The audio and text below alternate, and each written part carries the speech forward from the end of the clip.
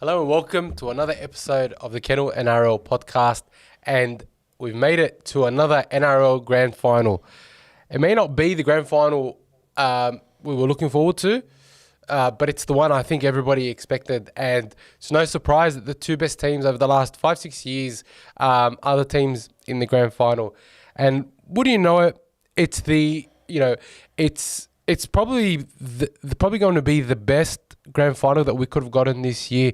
Clearly, the Panthers and the Storm were far and away the best two teams in the competition, even without Cleary. But before any of that, I just want to say a big warm welcome to my evergreen co-host Dibbo. Welcome, Dibbo.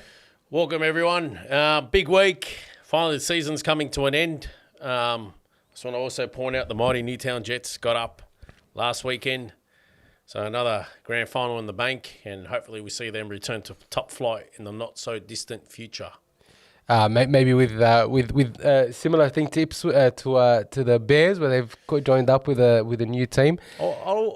Perth Jets had a better ring to it than the Western Bears. Anyways, it is what it is. And also, would really like to remind you guys that this episode is brought to you by Latitude Accountants. I see John there in the chat. He's our biggest supporter. And he's sponsoring the podcast. And Latitude Accountants, they're small business accountants who just get tradies. Whether you're a sole trader or running a growing business, Latitude has your accountant needs covered. And they give a free initial consultation for all ABN holders. Visit latitudeaccountants.com.au today. At Latitude Accountants, they take the hassle out of your business accounting. Again, massive thank you to John. He's supported us and sponsored us throughout this final series. Really lucky to have someone like John on board. He's always there in the chat. Not only is he sponsoring us, but actually a real fan. And we're very pleased to be sponsored by someone like John and the team at Latitude Accountants. And he's John's just mentioning in the chat, free consults for any Kennel podcast fans. Dibbo, big grand final, history beckons for the Panthers. I don't think there's been 4 in a row done. Is it since the Rabbitohs in the 70s or the Dragons in the 60s? No, you go back to the Dragons in the 60s. So we're looking at almost 60 years. I think the last time somebody made 5 grand finals was Souths in 1971. They didn't win 5 in a row. There was a gap in between with Balmain playing negative football, what was known as the Great Heist in that grand final. 4 in a row. Geez, when Para won 3 in a row, they thought it was big because nobody had won 3 in a row for 40 years. But now 4 in a row, that just feels like 11 in a row.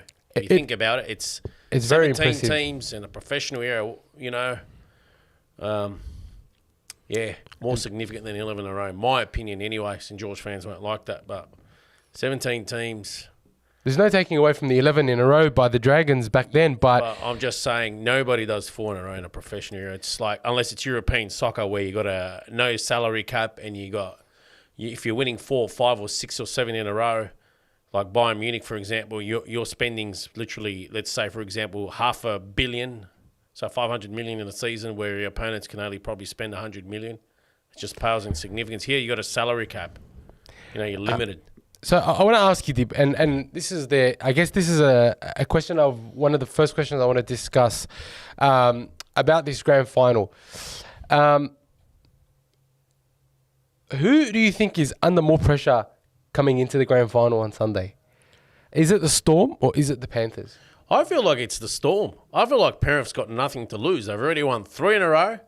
They lost a significant amount of their players due to the salary cap. They missed Cleary for large chunks of the season, plus other players here and there. I feel like it's Melbourne under pressure because it feels like Melbourne's got everything to prove. And now they've also lost Nelson Asofa Solomona for the grand final. Very significant loss. I think the pressure's on Melbourne to stop the 3 in a row going to 4 in a row. Penrith's won the last 3. They've made the last 4 grand finals. This will be their 5th in a row. I think the pressure's on Melbourne, not Penrith. I'll tell you why I actually think it's the Panthers. Tell me. I feel like, in cricket, like in the Ashes, when you're going for you've got the hat-trick ball, and all the pressure is on you to bowl the perfect ball to get the hat-trick. I feel like that's the precarious position that the Panthers are in. I mean, if you think about this is their 5th grand final in a row, the potential to win their 4th in a row, right? It's going to be very, very hard to imagine any team, especially the Panthers, getting in a position where they've won 3 in a row, going on to win 4 in a row. Do you know what I mean? Like, that position is, it's one of those positions where they are literally, they are one game away from being the best team that has ever played our game. I know it's a big call. Of the modern but that's era. Genuinely my thinking. I mean, of course, of the modern era, but of all time. Look, I don't think the pressure's on them at all. Like, they know that it will eventually come to an end. The law of averages demands that. And if you go back, the same thing was with those great St. George sides. They knew it was going to come to an end one day. They just never envisaged it going 11 in a row. And I'm sure if you ask these Penrith players 4 years ago or 5 years ago, would they be winning 2 in a row and then 3 in a row? No. They're enjoying the ride as it comes. Those guys are professionals. No, look, I'm with you. I reckon, they'll go down, whether they win or not, they'll play to their best ability. They won't die wondering if they could have done 4 in a row. They know they've won 3 in a row. Literally, they're part of the 0.001%ers that get that opportunity, And I mean, they've won 3 in a row deservedly. If you go back to the Roosters winning 2 in a row, they had... Look, I don't think anyone's going to like this, but I honestly feel like they didn't deserve to win those 2 in a row. I thought that the Raiders were the better team all year and in the grand final. Is this Roosters you're talking about? Yeah. I'm talking about Roosters 18-19. And you look at the Roosters, if they don't have two full teams of internationals, they can't win. So how do you have a whole side of internationals and be under the salary cap? How do you have a whole side of internationals and have 48 put on you? Behind the scenes in terms of third-party salary. I know they're all bending the rules. They'll never admit this. They are bending the rules. Of course they're bending the rules. And to be honest... It's obvious with certain sides how they're overstacked in the forwards. I've discussed those sides before, that they are bending the rules somehow. To be honest, I don't want to be... I'll be honest here. I don't think the Roosters were lucky. I mean, they had 26 rounds to negotiate, plus the finals to make that grand final. I mean, all right, if they don't get... I mean, how much did they win by in the end? 10 points? I don't remember. They annihilated Melbourne and then they beat Canberra by 10. Like, Canberra didn't take its opportunities. Does Canberra score with that 6 again? I think they do. I think that the Roosters were under the pump. And it doesn't mean they definitely will score. But it also doesn't mean that they... the whole situation, if you may remember that... Anyway, that's not what we're talking about. We're here to talk about the Panthers and the Storm. Now, I'm sort of interested to hear what you guys have to say. I feel like this grand final is probably one of the less exciting grand finals over the last 5 years. It probably feels like that because it's one side's an out of Sydney side, whereas everyone's just become used to Penrith winning. And in 2020... it was a crappy final series, really. Oh, it was a rubbish... I'll be honest. Yeah, it was horrible. The only excitement you got from there was Canterbury, but they exited week 1 due to their own doing. But that's about it. There's been no other bright sparks. Like, the only brighter spark you could say in all that was... I mean, Melbourne had a good season, but Penrith made the grand final again, and then it's literally was those two sides. There were no surprises. Like, it pretty much went to script. Everything that people had predicted went to script, and I feel like... and then I'll tell you why, because Melbourne's got 27 fans that will be at this game, including Zahir. So, Zahir, I think he's taken... Anyways, 27 Melbourne fans, and then you might get 33,000 Penrith fans. And then the other roughly 40,000 fans are Dragons fans that bought their tickets for the grand final after, they won the first round this year. And the Dogs fans that bought Dogs fans are an excuse. They made the finals. The Dragons bought it after round 1. But just showing there, more than half the crowd won't be supporting either side. I'll tell you now. It would just be, I'll tell you now, Penrith max out. If you gave Penrith 30,000 seat at a stadium, and I don't think they even still maxed that out. Well, I mean, that 33... I think it showed their hand against Cronulla how many fans they only had 33,000 fans, It's a sustained period of success that's got them selling out a 22,000 seater stadium. When they weren't going so well, they couldn't even fill out 10,000. So not a big club. Not a big club fan base. I mean, it will take a long time before this generation of Penrith fans that have seen all this success to grow up. They've got a growing fan base. They have a very quickly growing fan base. There's quite a bit of discussion in the chat. Just want to call out a couple of comments. Look at Brian go. First, Brad Cambridge, Alamotti was shit at the Dogs. 1 week good, 1 week shit. I don't know, man. I reckon it's proven to me it's the coach now. I'm only trolling. I actually don't think that... He doesn't play if Taylor May's there. Come on. Look, firstly, he doesn't play if Taylor May's there. And I actually don't think that Alamotti has been... Look, people are going to say I'm hating. Hang on. I swear, he didn't have his best game in his life on the weekend. Hang on. People are going to say I'm hating, but I don't think Alamotti's been that crash hot. In defence, he hasn't been bad either. In defence, he still gets found out quite poorly. He had his best game on the weekend ever. But in attack, he's got a much better, a much better.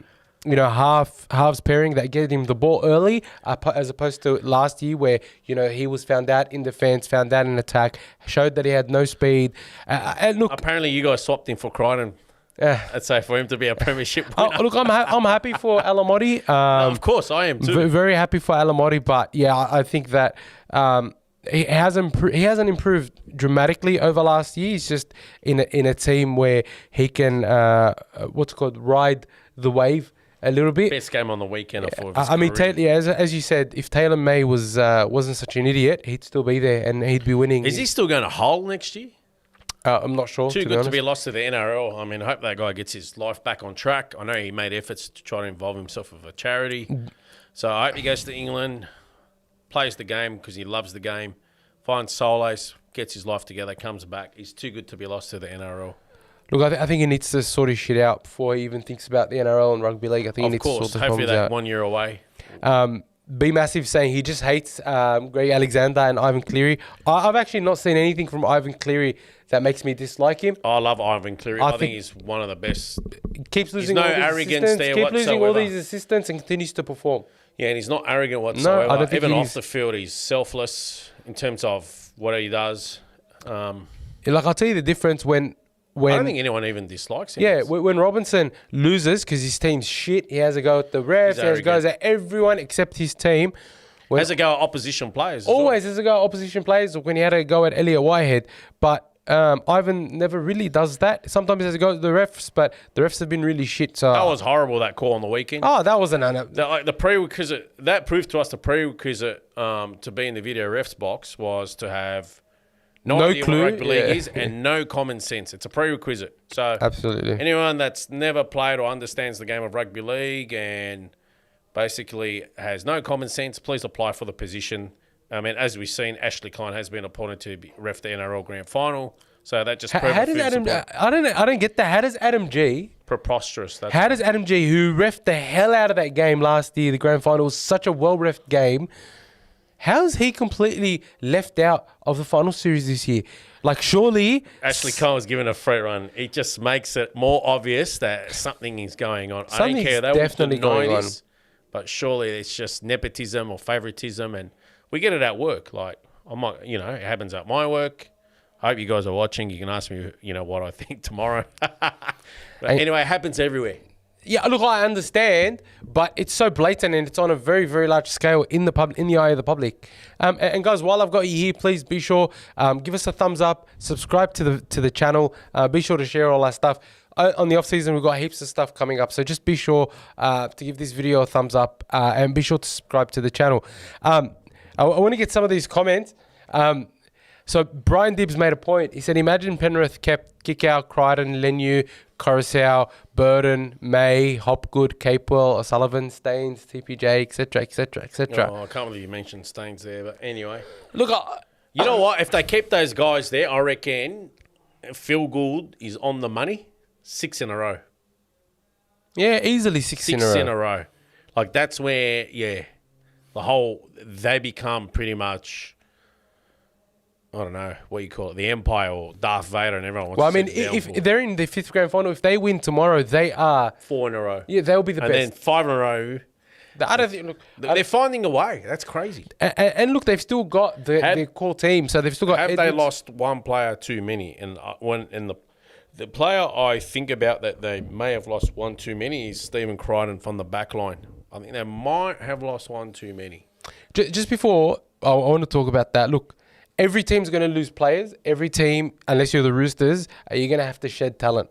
Oh, can we stay on that? So how's 2025 looking for the Roosters? Or do they swoop late now with their $7 million still available under the salary cap and somehow play within the rules and still players from other clubs? Like, they even got linked to Ben Hunt, and he's never been linked to him the whole time. I'll tell you what. Please take him. I think the Roosters will struggle to make the 8 next year. Oh, that'll be awesome. And hopefully they just crash and burn from there. We don't see them in the top 8 for another 30 years. I hope so. We only see them in the top 8 in 30 years' time out of pity. You look at who they've lost, right? They've lost Jared Warrior-Hargreaves and 35 Luke Keary, towards the end of his career. You know what? They've lost guys. Stick with me, right? Yeah. And Jared Warrior-Hargreaves and Keary to the UK. They've lost Manu and Swali'i to Rugby Union. They've lost Satili Tupunua, right, to the Bulldogs. They've got Brandon Smith and Sam Walker 6 out. months? 9 months minimum. Yeah, but from people now. saying June. Yeah, they're saying June next year. Yeah, that's what I mean. 6 months of the season. Yeah, 6 months. So it's probably even less, but 6 months, let's say. Why are two Brians arguing in the chat about who can call themselves Brian? You can both be Brian. One of you. One can be Brian Tuttle. How about that? And I just don't think that Robinson has the coaching chops to actually get them out of their position, their bad position through good coaching. He just doesn't have it. I don't think he's ever had it. And it was clear. You literally got to give him 2 international sides, eh? Absolutely. I think he needs to have a team of 30 It was that year he internationals. came 15th, remember? No, I don't remember. What year was that? I think it was 2015. He had a plethora of players still. He lost. This is after 2014. He had a sort of an exodus of players. Not a big exodus, but he still had a lot of stars there. And they finished 15th. 2015.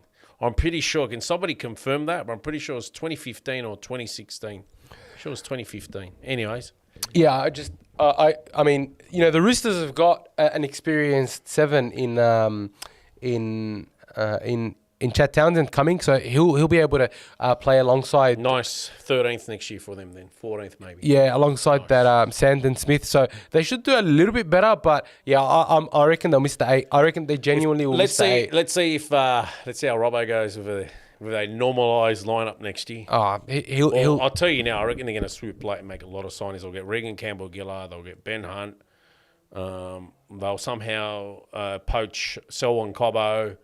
They'll somehow poach someone's star 5'8" before the season starts. Look, they'll somehow fit 7, 8 superstars, and even though they've probably got about $2.5 million to spend, they've got the salary. They've got salaries to. They'll somehow say, "Oh no, we had $7 million." Yeah, they'll do it. I mean, it's interesting.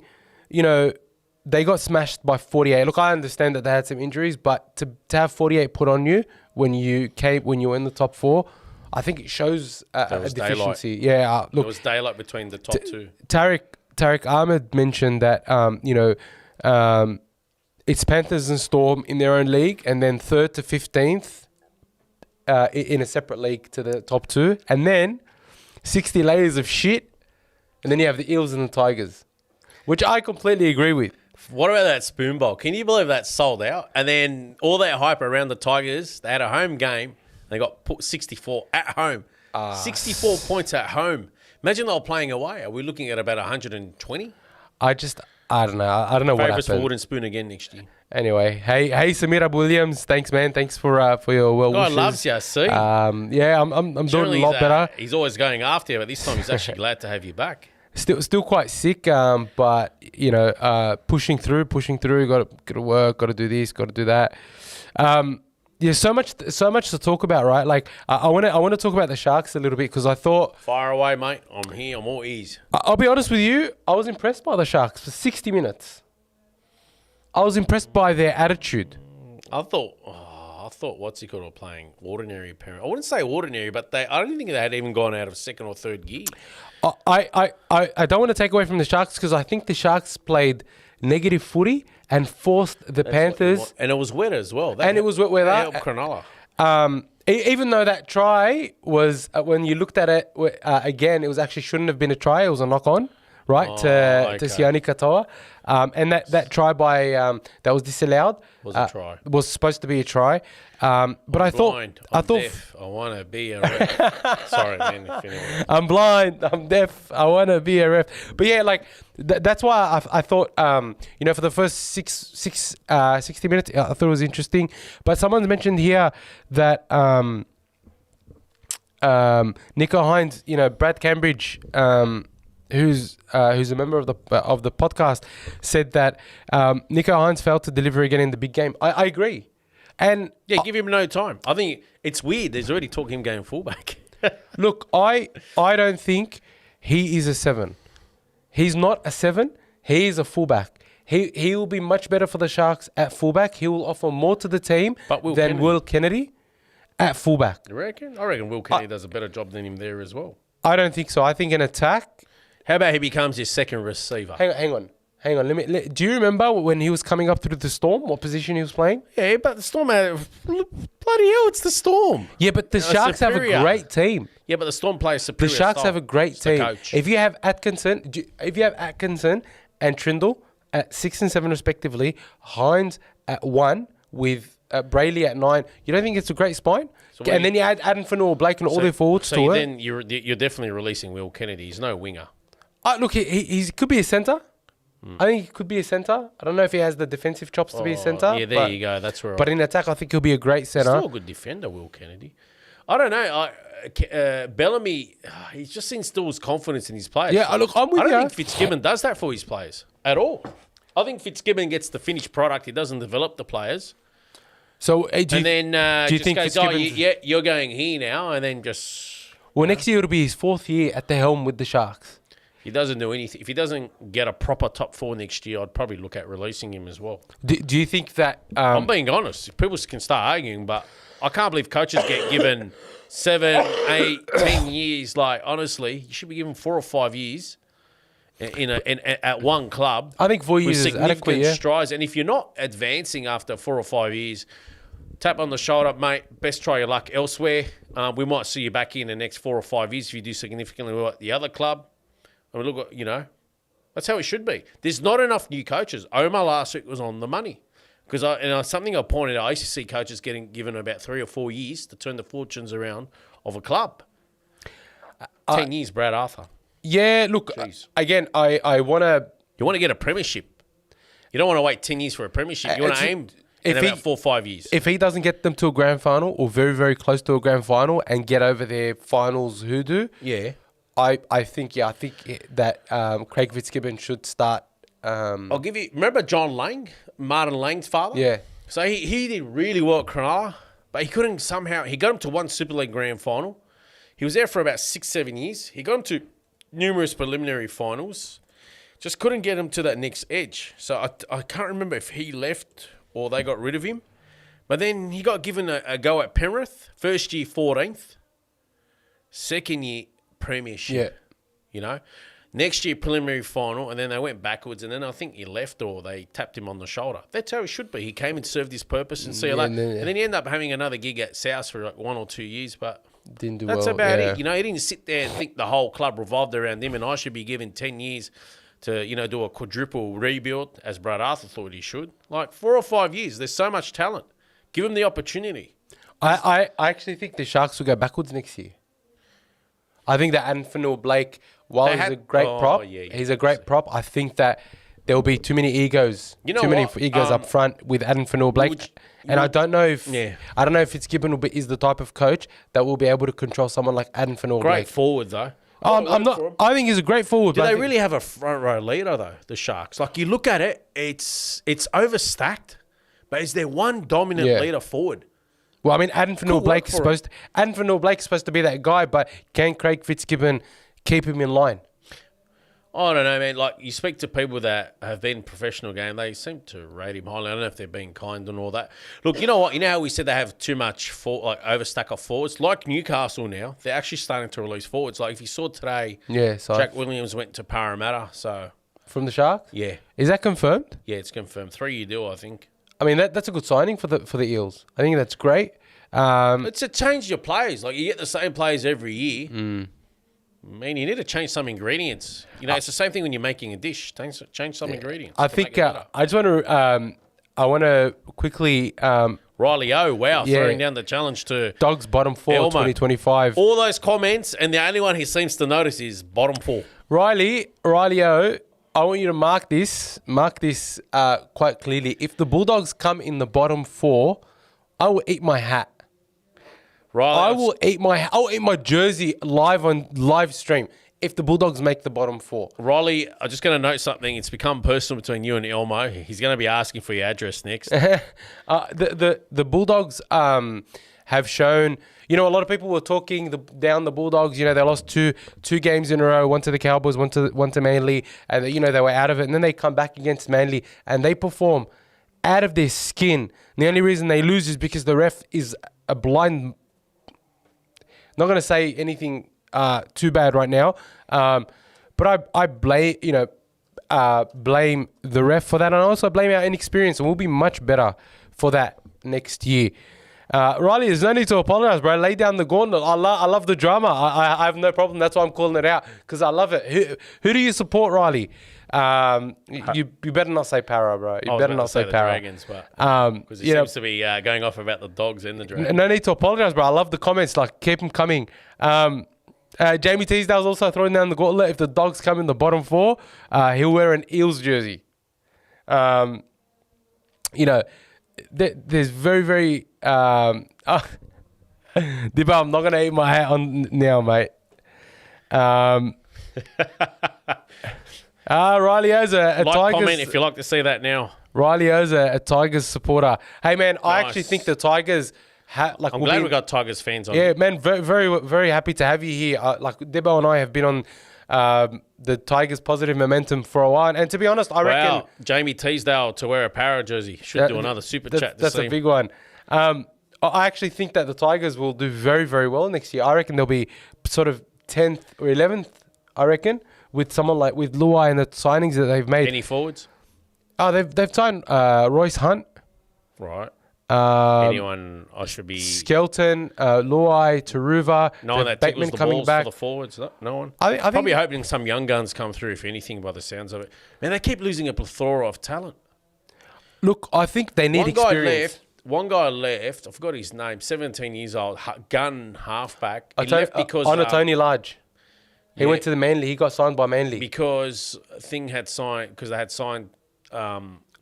Luai, Galvin bust 2026. Yeah, all right. Anyways. I mean, Riley, you probably could. You could stay. Halves combination. You could stay last till 2027 when the Western Bears come in, and then you can come 18th as opposed to 17th. That's the only way it works. Yeah. Now, I actually want to mention something that Jamie's mentioned. So the Bulldogs Jersey Flag team have won the grand final, have won the premiership twice in a row. Wow, twice. Back to back with Josh Jackson. Talent. So they pretty much don't need... The Dogs don't really need to go shopping much anymore. I mean, Josh Jackson's doing a great job there. He's come in. He's been a coach for 2 years, and they've won the Jersey Flag now. See what Penrith does? They buy well if they have to buy, but then they know they're going to lose, so they just keep having the production line come in. So Canberra have now done 2 in a row. I think two SG Ball grand finals in a row, 2 Harold Matthews grand finals in a row, or something like that. Is that right? I think something like that. Anyway, we've had a premiership, major success in our juniors. 16s to the 20s. But the Jersey Flag, I thought it was a very, very good game. It was a very entertaining game of footy. Was strong. Very strong. The reserve grade. You know what? Half those guys I realised were playing reserve grade. Like Jack Underhill, I didn't realise still qualified for 20s. The guy played almost all 70 minutes. He did not stop, and he did an Andrew Ryan style tackle. I didn't even realise he was qualified for the 20s. He's still very young, man. I couldn't believe it, because you remember the whole year he was playing reserves, so he felt like, and then he was about to make his first grade debut for a whole month straight. He's a big boy. I think he'll definitely make his first grade debut. It felt like in 2025. I felt like everyone out there was a kid next to him. He was. It was like a man playing with boys, and big boy. He was a very, very big boy. He was absolute, and he played he's got a motor. He's got a big ticker. Good signing that one. Where Oh he's got man, him from? he's Or is he great. local. I think I'm not sure. I have to double check, but he's a big boy with a lot of potential. A lot of potential. The other one who I thought was really good for the Dogs was the centre, Danny Afualo. He was fantastic. Ran hard, tackled hard, was in everything. He was fantastic. Did the Gabriel brothers tackle each other during the game? They did. They ran hard. They're very smashed each talented other. boys. Very, very talented Both boys. Canterbury. It's just Both shame Canterbury's, that. yeah. Who did you guys let go to get? No, so we got Connor Tracy in exchange for You can get Gabriel back eventually. I think his he's brother will cool. probably convince him to come back. Yeah, definitely. I thought the number 7 Cassius Tia, we bought him from the Roosters last That was your year. halfback. Yeah, he played yeah. very, very well. Good step on him. And that Ruben Moyle, the number 9, I thought the Ruben Moyle was really, really good. But overall, like even Damon Marshall, like it was just such a good team. And you know what, it gives me vibes. You know that Penrith team that Feels like there's about a half a dozen there that will absolutely go first grade. Absolutely. You look That's at what you want. Every age group, half a dozen. That's good enough for first grade. and you know will do well. out of the the 17, we may only get 1 or 2 that make it through and become superstars. You don't want one. Oh, superstar. You know what? If you can get about half a dozen, you're balling. Look, that's how you pad your team. And you look at the Panthers; they lose all these excellent players, and then they have more and more coming through that are just as good. And to be honest, I see it. I see 26, 27 Every being age very group, 3 or successful 4. for the Bulldogs, mate. Can't lose. So massive congratulations to Josh Jackson and the whole team. To Phil Gould, who's helped start to shape those pathways. It's fantastic. What happened to your fleet coach last year? He's an assistant now. What was his name? He was like 30 years old now or something. Oh, he's the one with the injured arm. He's your fleet coach. He was your fleet coach last year. Now he's like an assistant coach. Yeah. I think he won like SG Ball, won that. I know who you're talking and about. then he went to Fleet last year, won that. And then yeah, so he's got a good coaching production line in there as well. Whether they stick with the club or not, that's what you want. You're talking about Luke Vella. Luke Vella, yeah, yes. NRL transition coach, Good on. yeah. Yeah, good stuff. If anyone knows Luke Vella, please reach out to him. I'd love to have him on the podcast. I'm being fair dinkum. Yeah, I want to ask him some questions from juniors up in the transition. So anyone knows him, please reach out. And then, back on point. And then, it seems like you got your strength and conditioning on point, your fitness. I mean, Travis Toomer's done a ridiculously good job this year. Whole personnel. Got the broom and swept them out from last year, or not last year, year before, whatever, even some last year as well. Got the mentality there. I think that's really what it comes down to. It doesn't matter who comes in. We've got the attitude. And, Be Massive saying Underhill will be the next Graham. Look, to be honest, I think Underhill has a little bit more mobility. Seems like he's a different style player. Yeah, he's a bit quicker. Seems to have the ticker. So, whatever, as long as he's a good prop, he's a junior, we can continue to build. For me, that's really all that matters. But it was a great grand final win. Now, we haven't spoken much about the grand final. Billy, can you put the grand final teams up, if you don't mind? I want to talk about this game. I want to talk about this this monumental grand final that is going to be record breaking for all intents and purposes. And I want to talk about who I think is going to win, what my first try scorer is, and I want you to tell me the same. Just waiting for the teams to come up. There we go. Brought to you by Latitude Accountants. Now you can see the teams up there. I actually think they're quite a well-balanced opposition team. Ooh, Lazarus Valepu. Yeah. He's a barnstorming runner. Yeah, that's right. Wow. Oh, he had to try to get as close as a replacement as he could as Nelson. So, Alec McDonald, he came in. He stormed home late to make that team. Matt Eisenhuth, Liam Henry. Ooh, some bolters. Brad Schneider. Similar to what he's done last year. He's gone for a half on the bench. Yeah, it's like Cogger. Last year was Cogger. This year's Brad Schneider.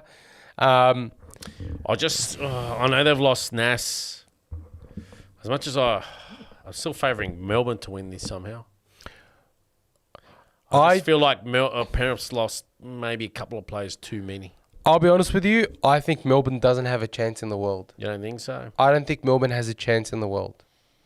I know that they've been very consistent over, the whole season. But if you look at their performances against, I guess, firstly, the Sharks, it wasn't that great.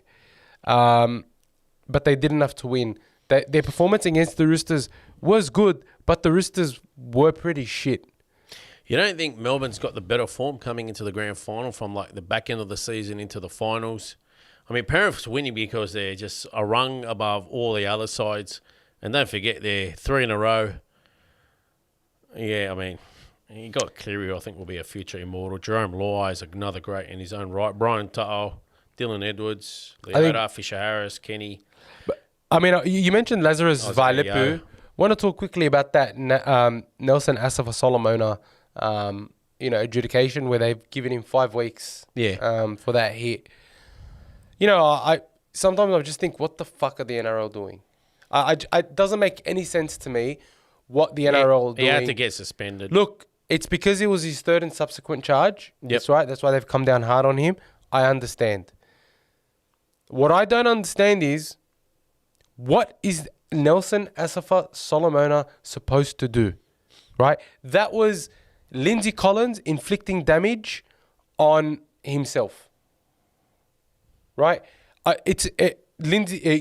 Nelson did not come in with the shoulder. There was no intent. He's a big boy.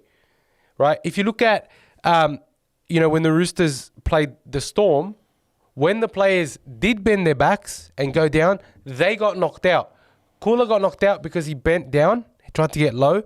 And then Gerbo also got knocked out because he tried to go low. Yeah, but if Nelson Asafa-Solomona tries to go low on Lindsay Collins is going to get him with an elbow, he's going to get him with a hip or with a knee, and Nelson Asafa-Solomona is going to go out. He's a big human. He's 2 meters tall. Right? What is Nelson Asafa-Solomona supposed to do there? A lot of people are arguing, he's done this, he's done that, he's done this, he's done that. What... I understand they're trying to protect the player, but the onus should not only be on the defender.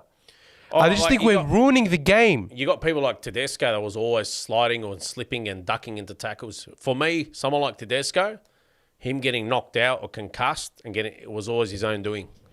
This one, I mean, Lindsay doesn't really. He slightly goes down.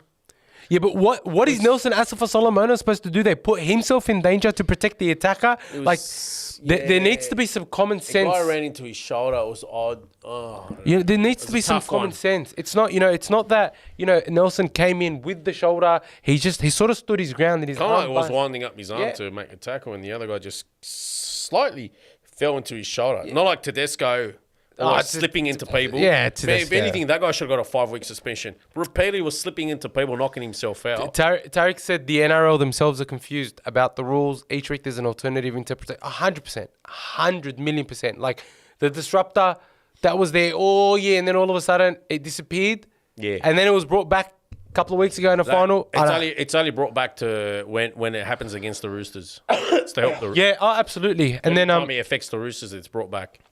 Any rule in that sense, any interpretation. The crusher tackle, right? Disappeared. The crusher tackle. Then you've got even the interpretation of the double movement, not the double movement. Sorry, the obstruction rule. Like we've had a problem with the obstruction rule for 20 years. Figure it out. I remember in 2004 the obstruction rule being unclear. Figure the bloody thing out. Get it done, NRL. What are we wasting? Like, you're ruining the product by making silly decisions. You know what it was before? Like, and fix your refs. Ashley Klein is a rubbish ref. Put some good refs in the games. I understand how they can get us so wrong. Ruined everyone's day. Anyways, I'll tell you what's the difference before and now. Like, before, going years back, you had decoy runners. But the decoy runners, it's either this. They wouldn't run into the players, or players wouldn't go looking for them to, do a soccer almighty fall and roll over on the 100%. Ground. There was none of that. That's why you had less of an impact, Before, the decoy runners was just run through that hole. But now it's like defenders go looking for them to milk the penalty, yeah. And then also, the NRL had to get extra smart and end up confusing itself about the inside and outside shoulder. It's ridiculous. And all these things. And, anyways, they created these problems for themselves. Like, the NRL hasn't, basically pulled up play acting yet. It's something they should start, because I'll tell you now, soccer's got this VAR. They've started pulling up plays for play acting and all that. So they've got to crack down on that. And the thing is, the other issue that I have is that when a player sustains an injury, it seems like someone needs to get punished for it. The sooner we accept that we're playing a contact sport, the sooner we accept that these things are going to happen, these things are out of our control, the better the game will be. We can't always be trying to punish someone if someone gets injured. This is part and parcel of the game. I understand if there's intent. I understand if it's reckless. I understand all these things. I'm not saying we don't punish these things or look after our players. Absolutely, we look after our players. But you can't get in there and try and mitigate every single situation. It just doesn't work that way. It's like trying to control every car accident or whatever. I know it's a stupid analogy. Forgive me, but my point is, you can't always be trying to punish every single action or every single accident or every single injury that happens on the field. There's got to be a better way to go about it, right? Maybe an extended bench of maybe 8 players, but you can only use 4 interchanges unless there's a HIA injury. Look, I'm sure there are very, very unique ways and unique solutions to come up with it, but what we've got right now is absolute crap. And, the suggestion is now that the kickoff is going to go the way of the shoulder charge. It's going to be changed or it's going to be banned or whatever. There's something's going to happen to the... So what do? Are they going to make it like union style now, like the whole, kick in the air drop? Or if it goes into the 20, if you kick it into the 20, yeah, and then you catch it on the full, for example, you can call mark and then instead you kick for territory or something like that. If you watch, whoever watches union here will understand what I'm talking about. Yeah. So I'm sure you played union growing up, so... I mean, we all did. So, anyways, it's either that or they'll go for the, how you got the 40 line in union, and they'll do it. It'll evolve into something like that. I think. Look, it takes. It takes a lot of. It will become more. A lot of excitement. It will take a lot of excitement out of the kickoff. Like, you imagine the kickoff to the kickoff to State of Origin, the kickoff to Grand Final, kickoff to all these big games. It's just like that's what gets the blood pumping, and then not to have that, running off the back fence. But you know what? They got to introduce that rule. If you catch on the full, you call mark, and you can try kick for field territory. You know what? It'll be interesting. It's like the receiving team is pretty much almost if the kickoff team wants to take that gamble and kick it long, they're almost pretty much on the attack right away. But it takes, it's like the NFL. You get the first 4 downs, and you got to make the 10 yards. It just changes the dynamic of the game. I reckon it'll make it more exciting. Like, if you rather receive than kick off. Going forward, you're pretty much almost on the attack right away. So it will change the dynamic. You're on the money there. It changes the game. They've got to figure it out. Mr. Squid, me and Elm's union champions in Year 9. Who's the Squid? Memories.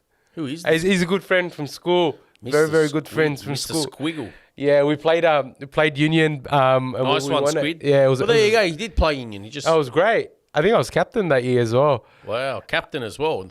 He's now somehow taken over rugby league. Yeah, I think we need to start a Wallabies podcast. Union was not as good as rugby league. I don't enjoy it. Flowing. If you grow up playing it and understanding it. Anyway, back to the grand final now. Mr. Squid. Ryan Pappenhausen, Cameron Munster, Jerome Hughes, and Harry Grant. Ali, there he is. Ali me. Oh, yeah. How could I not forget the Squid? Big Owls, how you doing, brother? Mr. Squid. They had, the spine of the Melbourne Storm had an absolutely great game. They destroyed the Roosters, right? Where do you think the Melbourne Storm win it if they do win it? I think if their forwards can stick it, like as in with the Penrith forwards, I still think overall Melbourne's got a better interchange than Penrith's. I'll tell you, like, surely Tyrant Wishart, you have him over Brad Schneider any day. Come on, man. You see how Tyrant Wishart's played this year. Evenly matching the halves. It's going to be a tight one in the four. I reckon it's the back line. Like, I don't know. It's Sunia Taruva hasn't... He's been good this year. No, don't talk about Taruva. Taruva's been fantastic. He's been good. He got dropped once. It's because he signed with the Tigers, and they've got Dane Laurie. Hovarth is just, wow. Will Warbrick's, wow. Coach is back with a bang. Brian To'o. What a player. Pappenhausen's been I'm going to make a controversial call. It's not controversial. They're both two great sides. It's just, I want Penrith to go 4 in a row. I just think there's certain players in the Penrith lineup I don't like. Matt Eisen, I'll name him now. Brad Schneider, Matt Eisenhuth, and Paul Alamotti, I don't like. So Did I say Luke Garner? I think I did. you don't like Luke Garner? No, I think they're the weaknesses. Okay, so he's my controversial hot take. I don't think they got that extra oomph, if you know what I mean. Jerome Hughes is a great half, Fantastic. but he is several levels below Nathan Cleary. He's won a premiership at halfback. And he won it against Cleary. I think that Cleary was 21. Yeah, I mean, but hang on I think that there's not much between them in age. People forget that. I think that Jerome Hughes is a few levels below Nathan Cleary in quality. But he's played in about 3 grand finals, Jerome Hughes. I'm not saying he's a bad 3 or player. 2. I would love He's to have won him on one, my team, but he's not anywhere near Nathan Cleary He'll win the Daily M this year.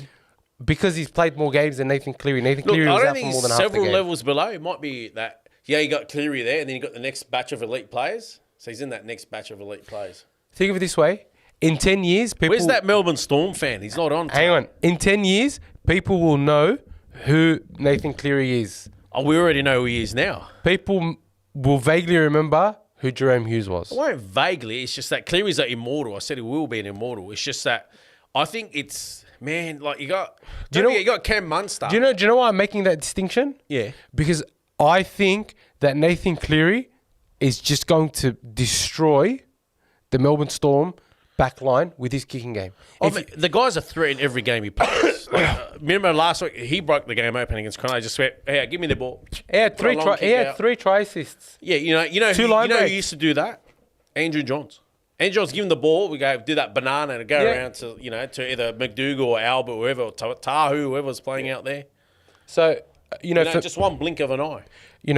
Jerome Hughes is excellent. I'm not going to deny. But I don't think he's the X factor for the Storm. I'm not saying he's the X factor, but why only pick on Hughes? He's a threat anyway. No, I'm comparing them. They are the playmakers. In a grand final, you look to your number 7s. Yeah, but it's the battle of the forwards again. Remember last year how evenly matched the it's because last year the forwards were evenly matched. Kamikamica and Josh King have absolutely nothing on Fisher Harris and Leota. Of course not. I'm saying if they can hold their own, then.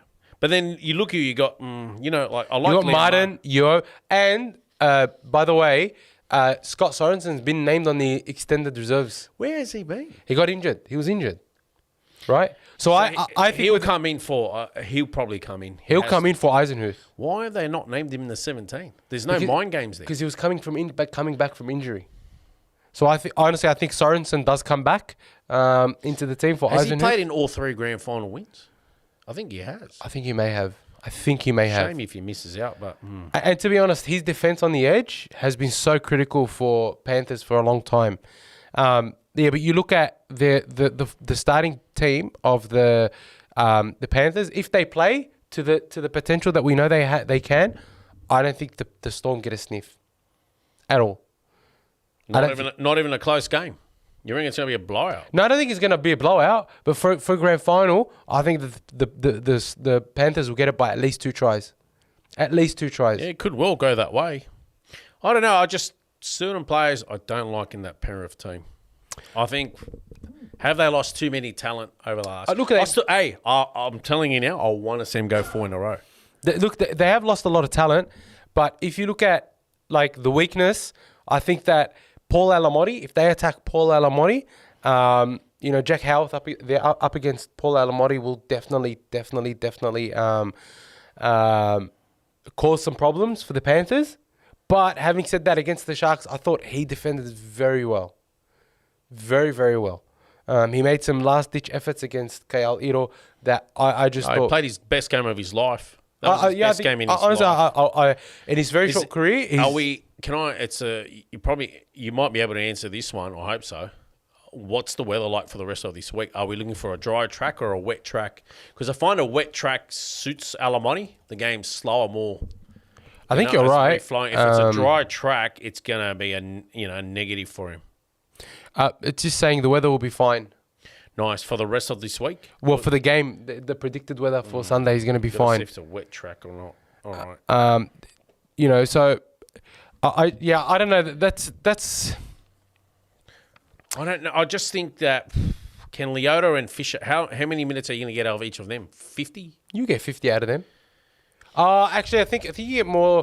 Lindsay Smith's a class player. I really rate Liam Henry. I think Liam Henry's definitely up and coming. I mean, does Schneider even come on? If he comes on, is it at hooker? What's he going to do? I think, look, Scott Sorensen will make a big difference on the bench. Matt Eisenhuth's good. Is he going to add that oomph like Luke Garner? Imagine him and Luke Garner swapping each other. Or imagine Garner stays on and Eisenhuth comes on. You know? Isaiah will give you 80. Liam Martin can give you 80. I mean, Isaiah, as you say, what a freak. Absolutely incredible. He's broken the record for the most number of games for the Panthers. Penrith last year, Dogs to get it next year. Jamie, go. Look, to be honest, I think that the Dogs will be great next year. Don't know if they'll get the grand final, but they'll be there or thereabouts, I reckon. They'll be there or thereabouts. You made more signings, which is good. I think he'll get Takiaho. Yeah, he's in the market for another front rower. Takiaho, Tom Amone. One more front rower. Sili Tupanua, Daniel Saluka for feeder, Jack Underhill, Sam Hughes. 2 or 3 years. I think 2 or 3 years' time, if he's get that great halfback. Stop saying Sexton. Get off his bandwagon. Nah, bro. Sexton will be fine. Get out of that. Where I think the Panthers win it is Dylan Edwards. I think Dylan Edwards 29 and sunny. Yeah, 29. Wow. Tarek's saying Sunday with 29 sunny. It'll be fantastic. Watching the game and go enjoy. Well, I mean, if it was an afternoon game, that'd be perfect. But the NRL refuse, right, to give the fans anything decent. So it's going to be an 8 o'clock game, right? And just on that. All right, New Zealand have to watch the game at 10 p.m. on a Sunday night. Yeah, but they're only 4 million people.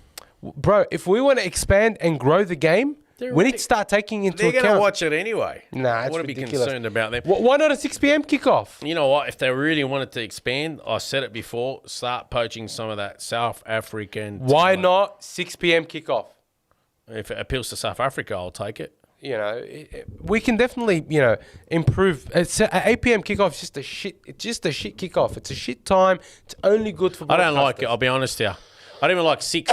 I wish it was like the old 3 or 4 p.m. kickoff. That was. Do you remember the 2012 grand final, Bulldogs and Storm? That was an afternoon grand final. That was incredible. That was a mad grand final. That was absolutely incredible. That was extraordinary first half. I've never seen. I think what was the possession? 69-31 from memory. To the Storm. Yeah. Yeah. And that 30% that Canterbury had could have scored 3 or 4 tries, and Melbourne kept pulling off these crazy one-on-one tackles on their line. Chris Keating. They remind me. No, you know what? Canterbury was just that crazy defence and flawless Melbourne. Yeah, I think Dylan Edwards breaks it open. I know Ryan Papenhuyzen had a good game against the Roosters, but he's been way below his form over the last few games. Still pulls a rabbit out of a hat. Eventually, but against the good. And then he also does a clanger, but yeah. But I mean, if it's a good defensive display by the Panthers, he'll struggle to make those inroads that he made against the Roosters. The Roosters just aren't a defensive team, and that was shown up quite comfortably by the Storm. I think that their bench, the Storm bench, is a bit weak. I know that the Panthers bench isn't as strong either, but if you look at the back line of Isaiah, Liam Martin, Luke Garner, then you've got Scott Sorensen, I think it far outdoes Sean Bloor, Eliezer Katoa, and Trent Loiero. Even though they've been good this year, I just think in terms of quality and class, the Panthers have it, and these players they play 80 minutes for the Panthers, and then again it'll just be Nathan Cleary's class way above Jerome Hughes. Cameron Munster's not at 100%. He hasn't played at 100% for a while, and he's not just, he'll play good in the grand final, but I just think that the Panthers, there's too much on the line for them. The pressure's on for them to win 4 in a row, and I think they're going to do it. My first try scorer, you're going to laugh at me, Paul Alamotti for the Panthers. And I think the Panthers are going to win 26-12. Wow, we. What do you guys think? What do you think the score's going to be? Who's your first try scorer? My first try scorer, I am probably going to go... It'll be so tight up the middle. I'm going to go I wanted to go Jerome Hughes. I'm going to stick to... I was going to go Will Warbrick, actually, but I'm going to go Jerome Hughes first try scorer. He'll somehow duck under someone. Another good grand final. I'm going to go 22-18 to Melbourne. Wow, you got Melbourne winning. Yeah, there's some players in Penrith, I mean, take Alamotti out there and put Taylor May or put your Crichton back in there. I mean, they've lost. Sorensen's a loss. I think he'll be playing. We'll see what. I mean, it's silly if he's fully fit. Silly not to play him. I think he'll be playing. Interesting one. Even though Nelson isn't playing, it's a big loss for. Don't forget, it's a massive loss for them. I still like the look of Melbourne. They're just a well-oiled machine. So, anyways, Tariq Ahmed saying 14-12 to the Storm and first try scorer Coates. I think it's a good shout. That's a very good shout. I'm telling you, it's another tough grand final. Remember that game we had at Penrith 4 weeks ago? It was seesawed. It went 4 or 5 weeks ago. Remember that Melbourne and Penrith played at Penrith Park? Didn't Melbourne win?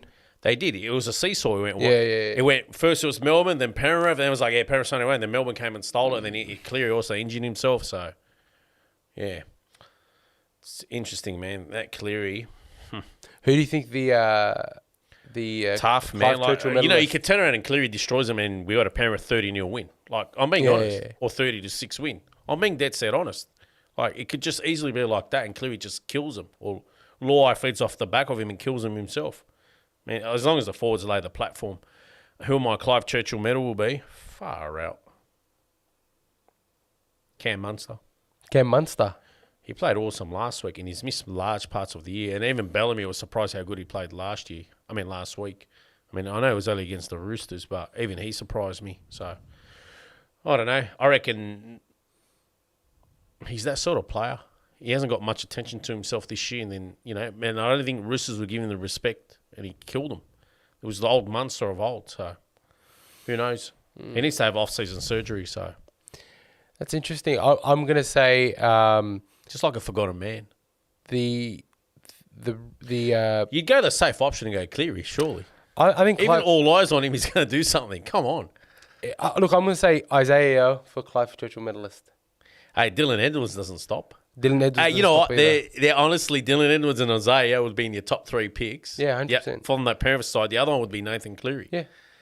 Like you got the energizer of the backs and the energizer of the forwards. And then you've got the maestro that just puts it all together. Champion team. It's just shame they've had to lose players over the years. I still think that they are going to be too hard to beat in the grand final. I want them to go 4 in a row. Yeah, I think they will. I'm 100. Can you imagine the Parramatta fans? Oh man, I think they're the ones that'll be suffering the most because nobody will care about their 3 in a row anymore. I think no one cares about Parramatta to be 3 in a row. It really got eroded, but 4 in a row just completely erases them. And it's immortality for that Penrith side. So you're going Cameron Munster for if look, I'll tell you what, from the Storm, I just think he's the forgotten man. If the Storm win, I reckon the Harry Grant will be their Clive Churchill medalist. Harry Grant has been absolutely amazing. He's killing it since Origin. He's been really good. So I reckon if it's from the Storm, it's going to be Harry Grant. He's been scary. It'll be Isaiah from the Panthers. You see him last week against the Roosters. He destroyed the Roosters. He led the whole platform for the whole side. Yeah.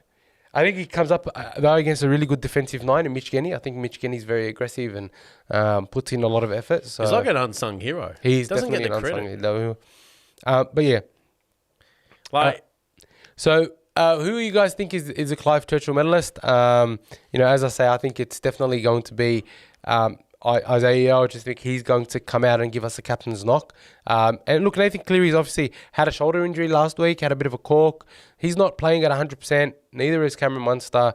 So I think grand final injury won't matter. Yeah, I think they'll needle him up quite nicely. It's just your mental state. Yeah, feels like it'll just completely erode the injury. Literally got to be limbless to not be able to play. And then there's a few other grand finals on that day. I think it's North's Devils versus Newtown Jets. That's right, North's Devils versus Newtown Jets. The New South Wales sides have been winning it non-stop lately, or they've been stringing the last 7-8 years in a row or something. I think Newtown Jets have a great team. I think they'll pulverise them. Yeah, I think they'll win. Unless they've already had Mad Monday. And then I think the NRLW.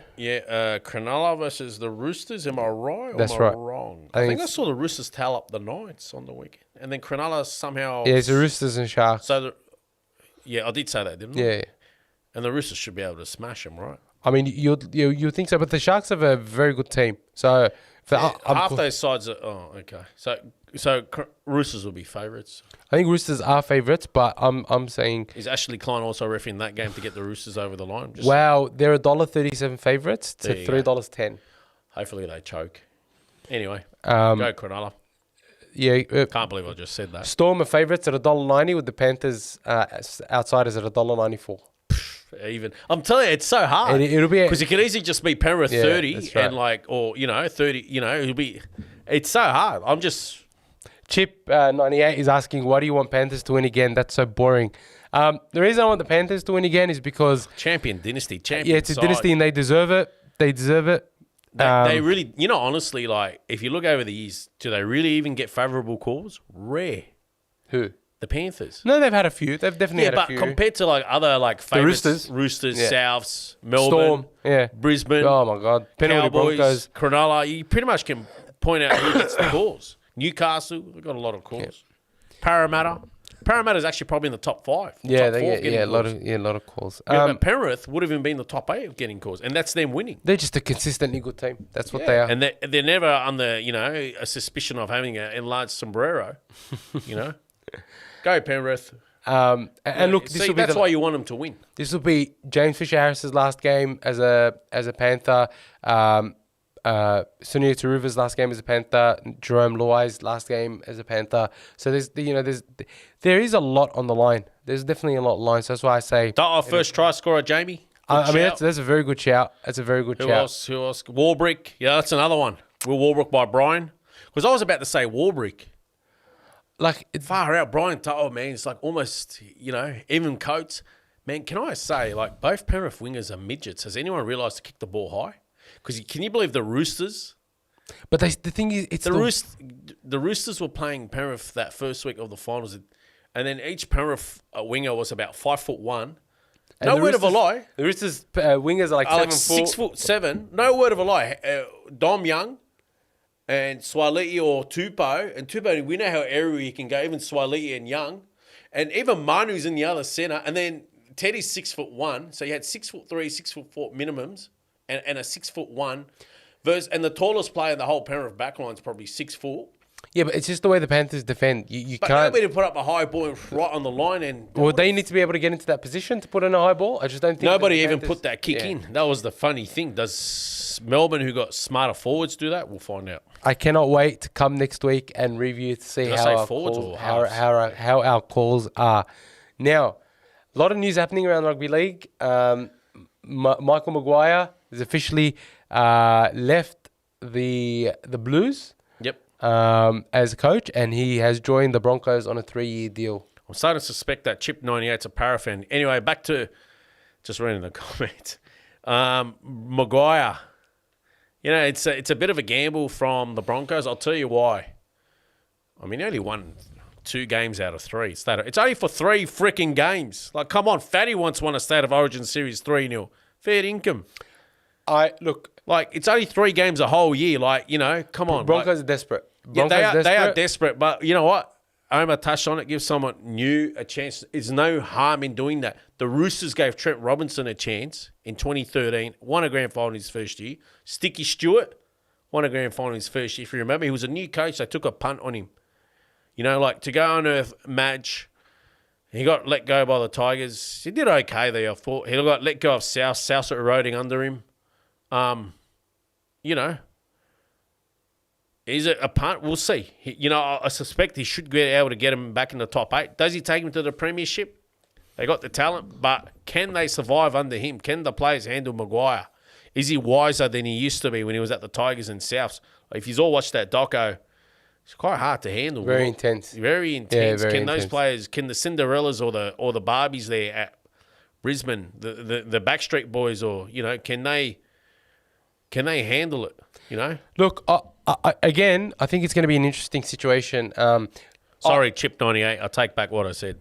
I don't know. It's one of those situations where the Broncos are desperate, and I think everyone is happy to see the Broncos do get poorly. a New South Welshman. Gordon Tallis cried tears of Oh, blood. Gordon Tallis is going off his nut. I love seeing Gordon Tallis have a sook. I think the most entertaining thing you can watch on TV is Gordon Tallis having a whinge. I think he wouldn't care if the Broncos got 3 spoons in a row if old mate was there coaching.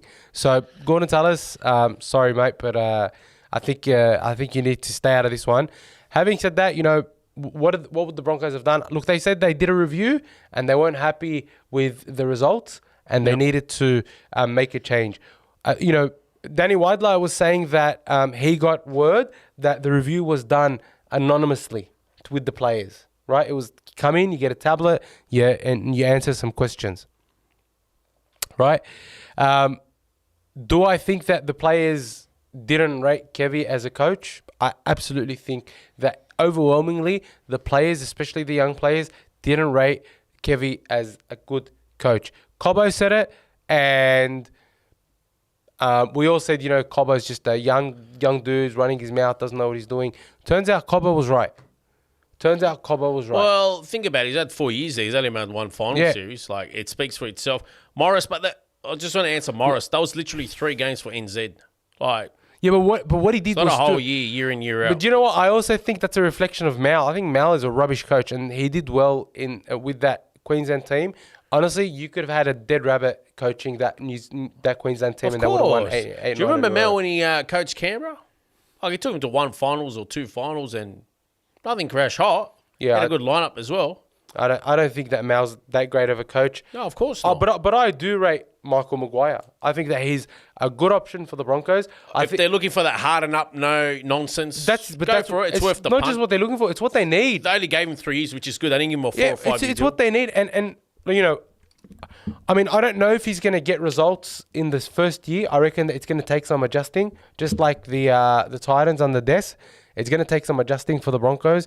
Some of the pretty boys up there are going to, their egos are going to be a little bit hurt. And I do think that he's going to do a little bit of a clean out. Maybe not a full clean out, but I think there will be a bit of a clean out done. He's got to deal with some of the poor decisions made by Kev. Like, for example, Mam re-signed on a huge contract. He's not worth half what he's getting paid. How much is he getting paid?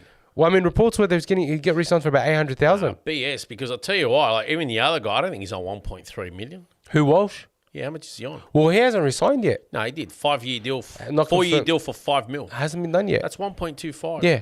No, how big's the salary cap? I don't know, 13 million? No, it's not. I think so. Bull. Yeah, something Really? like that, yeah. It's fair income. Maybe they are selling him on those big... I thought it was like 8 or 9 But I mean, million do you think Mam deserves that much money? Don't forget, someone like... I mean, he did score a hat-trick in a grand final. I thought they would have given him... Don't forget, Payne Haas is on about 1.3. There you go. Like, what's Patrick Carrigan on? 800,000-900,000? He wouldn't be taking much less than what? So you got 4 or 5 players on about 6 mil all up. No, there's no way.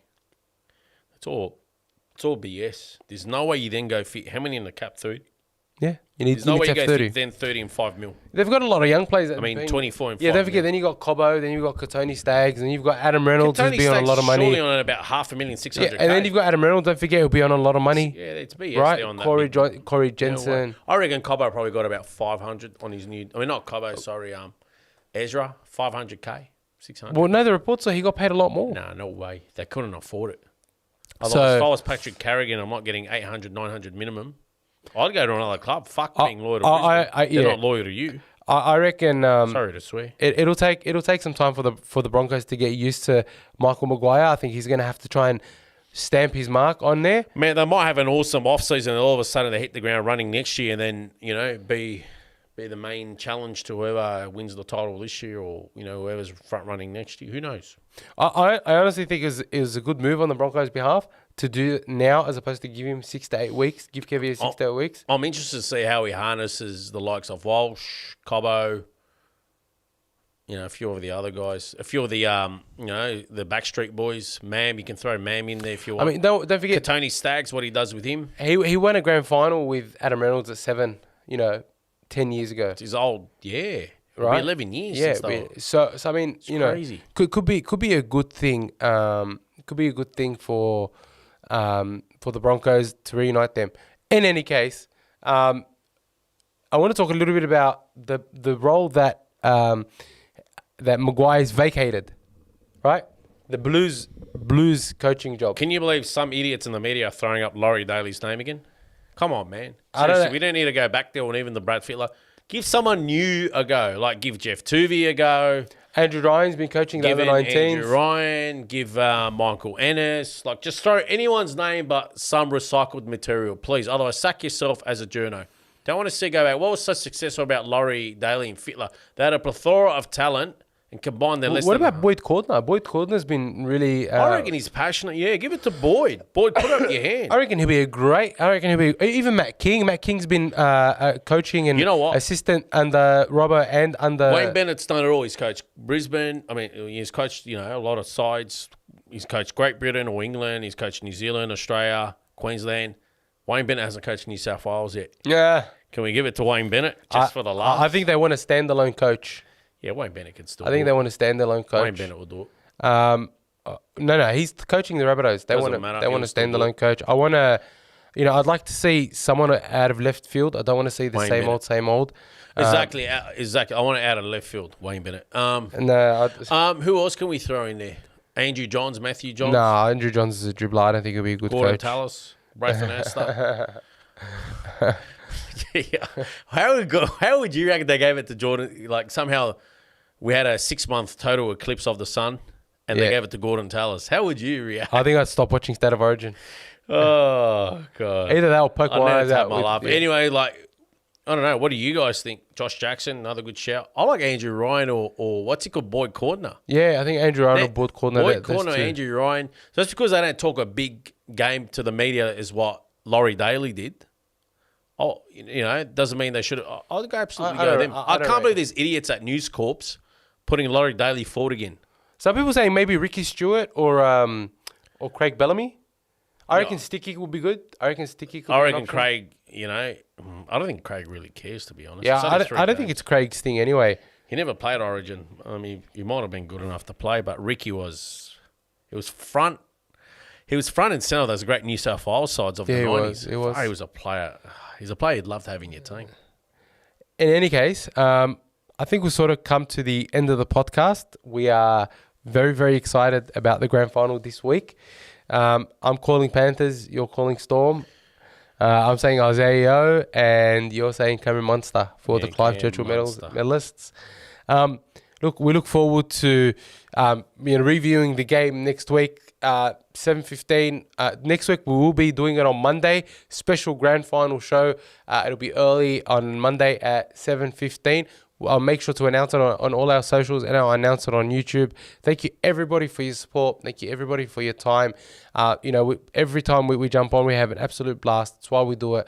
We love you all. Thank you for your support, and thank you for your time. Be sure to like this video, subscribe to the channel. Dibbo. Also, check out Latitude Accountants. I think we put up their links up there before. Give them a look. All your tax needs, or your small business, or you want to do your personal tax return, or any inquiries, reach out to them. I'm sure, honestly, you could be saving thousands, so give them a try. It's a great reminder, Dib, that the episode is brought to you guys by Latitude Accountants. As we said, there are small business accountants who do get tradies. Whether you're a sole trader or running a growing business, Latitude's got your accounting needs covered. A free initial consultation for all ABN holders and the Kennel Podcast members and Doggies fans. Visit latitudeaccountants.com.au today.